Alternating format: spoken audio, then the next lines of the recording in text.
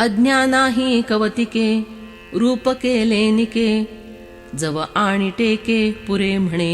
इस हद तक अज्ञान का भी सहजता से उत्तम निरूपण किया कि तुम जब तक बस अब बहुत हो गया ऐसा नहीं कहते। आणि आता हे रोकडे व्युत्पत्तीचे निपवाडे निरोपिले उघडे ज्ञेय पैगा। और अब मैंने तुम्हें ज्ञेय का स्वरूप अधिकता से अर्थात उगम से लेकर प्रत्यक्ष दिखाई दे यहाँ तक स्पष्टता से विवेचन करके बतला दिया। हे आघवी विवंचना बुद्धि भरोनी अर्जुना मत्सिद्धि भुवना माझी येते। हे अर्जुन, ज्ञानी जन इस सारे विवेचन का बुद्धि से ग्रहण करके मत प्राप्ति रूपी मोक्ष रूपी मंदिर में प्रवेश करते हैं। देहादि परिग्रही संन्यासो निजिही जीव माझा ठाई वृत्ति को केला। जिन लोगों ने देह और परिवार की आसक्ति का त्याग करके अपने प्राण मुझ में अर्पित करके अपनी जीविका का आधार व्यवस्थापक ही मुझे बना लिया। ते माझे किरीटी हे जाणो निया सेवटी आपणे या साटो वाटी मीची होती। हे अर्जुन, वे मेरे भक्त इस ज्ञेय को जानने के बाद अंततः अपने व्यक्तित्व के बदले में मेरे स्वरूप में विलीन हो जाते हैं। तरी मीची होती परी हे मुख्य गावधारी सोपी सर्वाही परी रचली आम्ही। तुम यह बात अच्छी तरह अपने ध्यान में रखो कि मैंने तुम्हें मैं अर्थात मद्रूप होने की सब रीतियों में सरल सीधी रीति ठीक ठीक तैयार करके बतला दी है और यही मुख्य रीति है। कडेया पाये रीकिजे निराळी माचू बांधिजे अथावी सुईजे तारू जेवी। जिस प्रकार पर्वत के ऊंचे कगार की सीढ़ी बनाना जहाँ पैर रखना मुश्किल है, आकाश में मंडवा खड़ा करना जहाँ कोई आधार नहीं होता, अथाह पानी में नाव चलाना जहाँ तर जाना संभव नहीं है, ऐसा ही तुम्हारा मन कहेगा ना। एरवी आघवेची आत्मा हे सांगो जरी वीरोत्तमा तरी तुझे या मनोधर्मा गिळेल ना। हे वीरोत्तम, उसी प्रकार यह बात भी तुम्हारी मनोवृत्ति के गले के नीचे अर्थात हृदय में उतरने वाली नहीं है कि यदि हम कह दें कि सब कुछ आत्मा ही है म्हणोनी एकच संचले परी आम्ही चतुर्धा केले जे अधले पण देखिले तुझी ये बुद्धि।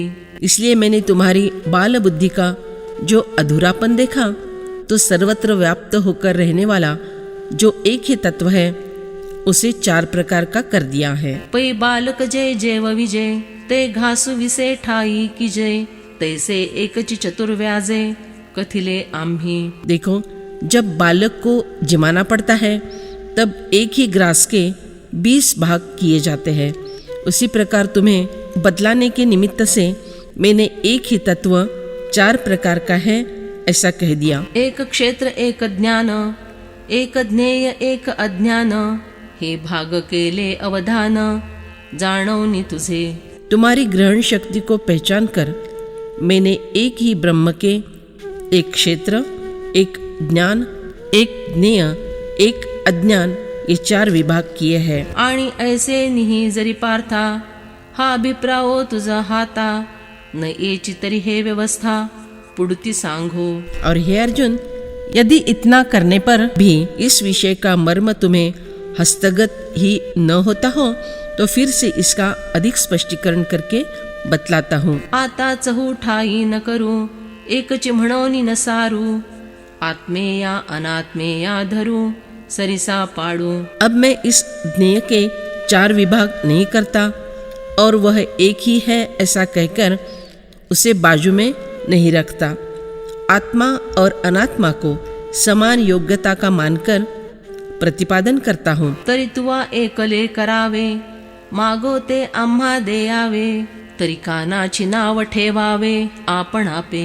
बस तुम एक ही काम करो, वह यह कि मैं जो कुछ तुम्हें मांगता हूँ वह दे देना। तुम अपने आप को कान का ही नाम दे दो। सब अंगों को कान के स्थान पर लाकर अर्थात एकाग्रता से सुनो। एया देवाचे या बोला पार्थ रोमांच तुझाला तेथ देव म्हणती उगला उचंबळो नको। भगवान श्री कृष्ण का यह वाक्य सुनते ही अर्जुन पुलकित हो उठा। उस समय देव ने कहा, तुम शांत रहो, इस प्रकार उल्लासित मत हो जाओ। ऐसे नितो येता वेगू सावरूनि म्हणे श्रीरंगू, प्रकृति पुरुषा विभागू परिस आता। इस रीति से अर्जुन में आने वाले हर्ष के आवेग को रोककर भगवान श्री कृष्ण कहते हैं, अब प्रकृति और पुरुष इनका विभाग बतलाता हूँ, सुनो। जया मार्गा ते जगी सांख्य म्हणती योगी, जयाची भाटिवे लागी मी कपिलु जाला।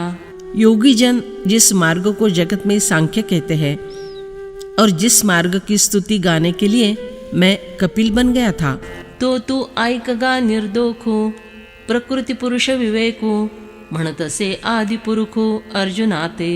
प्रकृति पुरुष का वही दोष रहित विचार तुम सुनो, ऐसा आदि पुरुष श्री कृष्ण अर्जुन से कह रहे हैं। प्रकृतिं पुरुषंचैव विद्यनादि उभावपि, विकारांश्च गुणांश्चैव विद्धि प्रकृति संभवान। प्रकृति और पुरुष दोनों को ही तुम अनादि समझो और विकारों को तथा गुणों को भी प्रकृति से ही उत्पन्न समझो। तरी पुरुष अनादि आथी आणि तैची लागवनी प्रकृति, समरसी जैसी दिवो राती दोन्ही असती। जिस प्रकार दिन और रात दोनों एकत्व भाव से रहते हैं, उसी प्रकार पुरुष अनादि है और तभी से प्रकृति अनादि है। का रूप नो हे वाया, रूपा लागली छाया, निकणु वाढे धनंजया कणेसी कोंडा। हे अर्जुन, वस्तु का रूप कभी एक अकेला नहीं रहता, रूप के साथ ही साथ छाया भी लगी रहती है। बिना कण के क्या कभी भूसा बढ़ता है? कण के साथ ही साथ भूसा भी बढ़ता रहता है। तैसी जाणपा बीजवटे, दोन्ही ये एकवटे, प्रकृति पुरुषे स्पष्टे अनादि सिद्धे। उसी प्रकार यह बात समझ लो कि प्रकृति और पुरुष ये दोनों तत्व बीज रूप जुड़वा के समान एकत्र है और स्पष्ट रूप से अनादि सिद्ध है। पै क्षेत्र येणे नावे, सांगितले आगवे, तेची एथ जाणावे प्रकृति हेगा। यहाँ तुम इस बात को भी समझ लो कि क्षेत्र के नाम से जो सब बतलाया है वही यह प्रकृति है। आणि क्षेत्रज्ञ नाव ऐसे, जयाते म्हणितले असे, तो पुरुष हे अनारिसे न बोलो घेई। और जिसका क्षेत्रज्ञ नाम रखा है वह पुरुष है, यह मेरी बात अन्यथा मत समझो। पै ये आनाने नावे, परिनित्य आननो हे लक्षण न चुकावे पुडुती पुडुती। यद्यपि इनके ये अलग अलग नाम हैं, तो भी इसमें जो नित्य वस्तु है वह एक ही है। इस लक्षण को आगे चलकर कभी भूलना नहीं चाहिए। तरी केवळ जे सत्ता ते पुरुष पांडुसुता, प्रकृति ते गा समजता क्रिये नाव। हे अर्जुन, जो केवल सत्ता है, सत्यांश है, उसका नाम पुरुष है और उसके आधार पर रहने वाली सभी क्रियाओं को प्रकृति कहते हैं। बुद्धि इंद्रिय अंतःकरण इत्यादि विकार भरण, आणि ते तिन्ही गुण जाण सत्वादिक। समझो कि बुद्धि, इंद्रिया, अंतःकरण आदि विकारों का समुदाय और सत्वादि तीनों गुण हा आघवाची मेळावा, प्रकृती जाला जाणावा, आणि हेची हेतु संभवा कर्माचेया। इन सब का पूरा समुदाय प्रकृति से उत्पन्न हुआ है और कर्म की उत्पत्ति के लिए यही प्रकृति कारण रूप है, ऐसा समझो। कार्य कारण कर्तृत्वे हेतु प्रकृति रुच्यते, पुरुष सुख दुःखानां भोक्तृत्वे हेतु रुच्यते। कार्य और कारण के द्वारा होने वाली क्रियाओं को उत्पन्न करने में प्रकृति हेतु कही जाती है और सुख दुखों के भोक्तापन में पुरुष हेतु कहा जाता है। तेथ इच्छा आणिक बुद्धी घडवी अहंकारेसी आधी, मग तिया लावी ती वेधी कारणाचा। इस व्यवस्था में प्रकृति सर्वप्रथम अहंकार के साथ साथ इच्छा और बुद्धि को उत्पन्न करती है और फिर वे इच्छा और बुद्धि जीव को कारण की अर्थात इच्छित वस्तु प्राप्त करने की धुन में लगा देती है। तेच कारण टाकावेया जे सूत्र धरणे उपाया ते या नाव धनंजया कार्य पैगा। वही कारण अर्थात इच्छित वस्तु प्राप्त करने के लिए शरीर से कार्य करवा लेने के उपाय का जो सूत्र स्वीकारना पड़ता है, हे अर्जुन, उसी का नाम कार्य है। आणि इच्छा मदाच्या थावी लागली मना ते उठवी जे इंद्रिया राहाटवी ते कर्तृत्व गा। और अहंकार से समर्थन पाकर इच्छा मन को जागृत करती है। जो मन इंद्रियों को प्रेरित करके उससे काम करवा लेता है, इसी को कर्तृत्व कहते हैं। म्हणून तिन्ही एया जाणा कार्य कर्तृत्व कारणा प्रकृती मूळ हे राणा सिद्धांचा म्हणे। इसलिए सिद्धों के राणा भगवान श्री कृष्ण कहते हैं कि केवल प्रकृति ही कार्य कर्तृत्व और कारण इन तीनों का मूल है। यह बात जान लो। एवं तिचे निसमवाये प्रकृती कर्मा रूप होये परिजेया गुणा वाढे त्राये ते या सारिखे। इस प्रकार इन तीनों के संयोग से प्रकृति कर्म का रूप धारण करती है, परंतु जिस गुण का प्राबल्य रहता है उसी गुण के समान कार्य होता है। जे सत्वे अधिष्ठिजे ते सत्कर्म म्हणिजे रजोगुणे निफजे मध्यमते। जो कर्म सत्व गुण के आधार से संपन्न होता है उसे सत्कर्म कहना चाहिए। जो रजोगुण से उत्पन्न किया जाता है वह मध्यम अर्थात काम्य कर्म है। केवले जरी गातमे जिये निफजती कर्मे निषिद्धे आणि अधमे तिये जाण।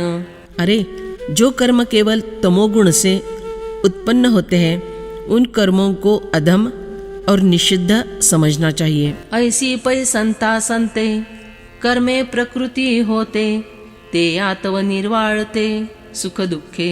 इस प्रकार भले और बुरे सभी प्रकार के कर्म प्रकृति से ही उत्पन्न होते हैं, उन्हीं से सुख दुख रूपी फल उत्पन्न होते हैं। असंती दुःख उपजे सत्कर्मी सुख निफजे ते या दोहोचा बोलिजे भोग पुरुषा। बुरे कर्मों से दुख उत्पन्न होता है तथा सत्कर्मों से सुख की निर्मिति होती है, और ऐसा कहा जाता है कि उन दोनों का उपभोग पुरुष करता है।